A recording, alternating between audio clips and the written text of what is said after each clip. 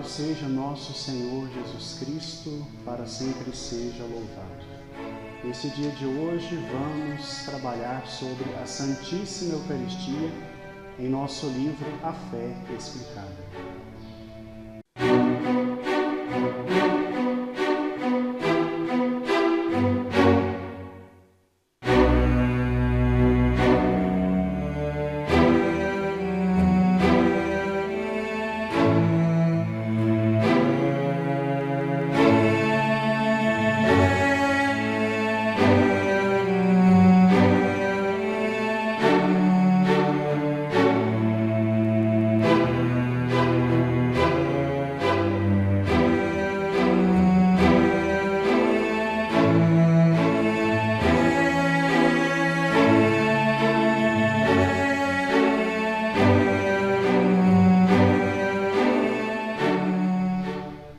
A vossa proteção recorremos, Santa Mãe de Deus. Não desprezeis as nossas súplicas em nossas necessidades, mas livrai-nos sempre de todos os perigos, ó Virgem gloriosa e bendita. Hoje vamos trabalhar então sobre um tema que o Concílio Vaticano II, na Lumen Gentium, número 11, chamou de fonte e centro de toda a vida cristã. Ou seja, estamos falando aqui da Santíssima Eucaristia. Primeiramente, é preciso entender que o sacramento do Santíssimo Corpo, Sangue de Jesus Cristo, foi atribuído a ele muitos títulos. Dentre eles, ao decorrer da história, Pão dos Anjos, Ceia do Senhor, Sacramento do Altar, dentre outros, até chegarmos ao termo grego Eucaristia, que significa, por sua vez, ação de graças, que até hoje é usado por nós. É interessante saber que a Eucaristia junta dois termos muito importantes na nossa vida cristã, dentro da nossa teologia, que é justamente sacrifício e sacramento. Sacrifício, pois Jesus mesmo se oferece como oferenda santíssima e perfeitíssima. Sacramento, pois se faz visível e acessível a todos. Deste modo, pelo poder sacerdotal dado por Jesus Cristo aos apóstolos, e estes o transmitiram pelo sacramento da ordem e imposição das mãos, Jesus se faz presente na aparência do pão e do vinho. Mas alguém ainda poderia nos questionar sobre a veracidade da Eucaristia. E seria simples a resposta. Em diversas partes do Novo Testamento, nos deparamos com narrativas de Jesus Cristo falando sobre a Eucaristia. Em Mateus 26, Marcos 14, Lucas 22, 1 Coríntios 11, e, sobretudo, o capítulo 6 de São João. Todas estas passagens mostram Jesus dizendo claramente e sem metáforas: isto é o meu corpo, isto é o meu sangue. A minha carne é verdadeira comida, o meu sangue é verdadeira bebida. Tão séria e verdadeira são essas palavras de Jesus que em João capítulo 6, versículo 66, muitos discípulos o abandonaram a Jesus por dizer que essas palavras são muito duras. Mas Pedro dá uma resposta mais plausível para quem tem fé no versículo 68. Senhor, a quem iremos? Tu tens palavra de vida eterna. E esta foi a fé dos apóstolos desde os primeiros séculos da Igreja, por mais de 1000 anos, até que no século XI, um herege chamado Berengário começou a ensinar que a presença de Jesus na Eucaristia era apenas figurativa e não real. Claro que essas suas ideias foram condenadas por 3 concílios, e ele, no final, se retratou e voltou à comunhão com a Igreja. Posteriormente surgiria Lutero, que novamente questionaria a presença real de Jesus na Eucaristia. Segundo ele, Jesus estaria presente somente na hora da comunhão.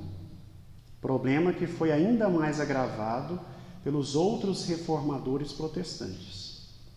O que devemos questionar nestes dois casos de contestação seria que Jesus estaria brincando quando disse: "Isto é o meu corpo, isto é o meu sangue". Será que o Filho de Deus não tem o poder de transformar o pão em seu próprio corpo e o vinho em seu próprio sangue? Será que ele não teria poder de permanecer antes, durante e depois na aparência do pão e do vinho? É evidente que a Eucaristia também é um milagre contínuo. A transubstanciação, ou seja, onde Deus muda a substância de pão para corpo e de vinho para sangue, é um grande milagre. E mais um milagre é manter a mesma aparência e gosto de pão e de vinho. Por isso devemos ter uma máxima reverência, com o mínimo pedacinho do corpo de Jesus, a máxima adoração com a mínima gota do sangue de Jesus Cristo. Pois ali, naquele mínimo pedaço, naquela mínima gota se faz presente Jesus inteiro, corpo, sangue, alma e divindade. Por isso, também devemos sempre cultivar em nós a máxima adoração quando comungamos. Também na adoração eucarística, uma vez que Jesus se faz presente de frente conosco. Ali estamos vendo Deus face a face, mesmo que a nossa humanidade não permita que vejamos Deus tal como Ele é. Ainda antes de terminarmos a nossa reflexão, gostaria de responder 3 questionamentos que podem surgir e que nosso autor coloca no livro e que são bastante pertinentes na atualidade. Primeiro, como pode Jesus se fazer presente em um pedacinho tão pequeno? Como pode ele caber em um sacrário? Como pode ele caber em um ostensório? Aqui não devemos esquecer que Deus é Deus. As leis físicas do universo estão muito abaixo do poder de Deus. E também está abaixo a nossa compreensão. Por isso não podemos fazer de Deus uma criatura. Deus sempre é Deus. Segundo questionamento que podemos fazer é por que comungamos somente o corpo, na maioria das vezes, e não o sangue, na Santa Missa. Primeiro é preciso entendermos que demoraríamos muito até que todos comungassem 2 espécies, pão e vinho. Por isso aqui estamos de frente com um problema pastoral. Segundo, é interessante compreendermos que é mais importante ter-se a consciência que não existe corpo sem sangue e sangue sem corpo. Somos um todo, corpo e sangue. Da mesma forma que Jesus também é um todo, corpo e sangue. Por isso, quando comungamos, recebemos Jesus por inteiro, mesmo que seja somente em uma espécie. E por fim, o último questionamento, nós podemos pensar, mas quanto tempo o corpo de Cristo permanece em nós, depois de comungarmos? E aqui nós podemos responder, até que ele se dissolva totalmente. Aí já não temos mais a presença física de Jesus, mas a graça dele permanece em nossos corações. Assim, caríssimos, chegamos ao término de nossa pequenina reflexão sobre a Eucaristia. que possamos enfervecer a nossa devoção cada vez mais, assim como os belgas, que no ano 1246 externaram a sua devoção e adoração de uma forma pública, dando início à festa de Corpus Christi, que posteriormente se difundiria por todo o mundo pelas palavras do Papa Urbano IV. Amemos, adoremos, glorifiquemos sempre mais o Santíssimo Corpo e Sangue de nosso Senhor Jesus Cristo.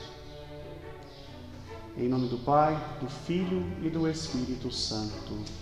Amém.